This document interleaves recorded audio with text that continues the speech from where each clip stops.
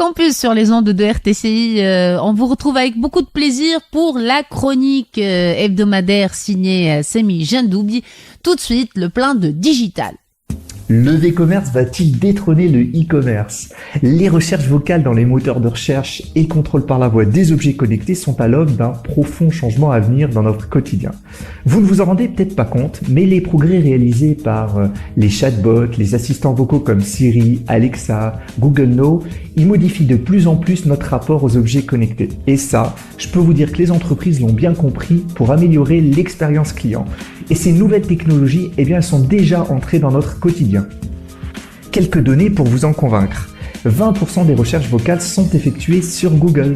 50% des recherches sur Google seront vocales d'ici 2020. Et le commerce vocal devrait passer de 2 milliards de dollars à 42 milliards de dollars d'ici 2022. Alors, qui domine vraiment le marché des assistants intelligents ? Lorsque l'on pense à la recherche vocale, on pense directement aux assistants personnels intelligents ou aux enceintes connectées telles que Alexa, Siri, Google Home. Et vous avez aussi vos smartphones, vos équipements connectés du quotidien, tels que les téléviseurs, les casques, les équipements audio, vos voitures, soit un écosystème autour de vous qui est connecté de plus en plus. Alors, qui sont les utilisateurs de ce type de technologie ?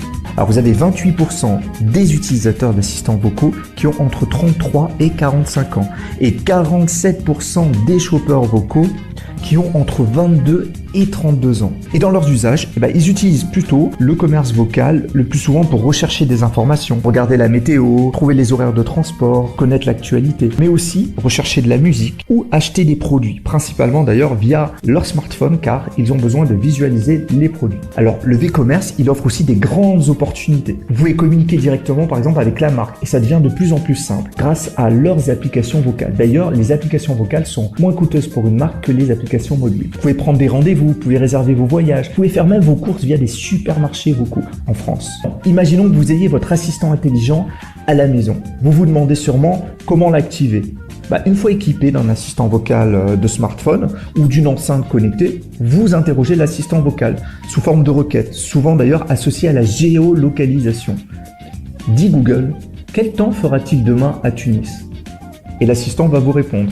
Dis Google, achète une place de cinéma à Tunis pour voir et vous précisez le film et l'assistant intelligent va vous répondre. Alors vous allez me dire sans doute que c'est un gadget de plus en plus pour faire du business, mais rappelez-vous qu'à la sortie des premiers smartphones, la plupart des gens disaient qu'ils n'en avaient pas besoin car ils avaient déjà un téléphone fixe et que ça allait pas changer leur quotidien.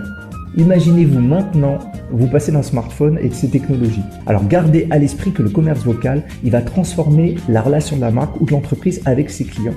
Et rappelez-vous que le vocal commerce, ou le V-commerce comme on disait, vous promet d'entrer dans un univers personnalisé, de vivre une expérience client qui va être dynamique en temps réel et qui va simplifier votre parcours d'achat.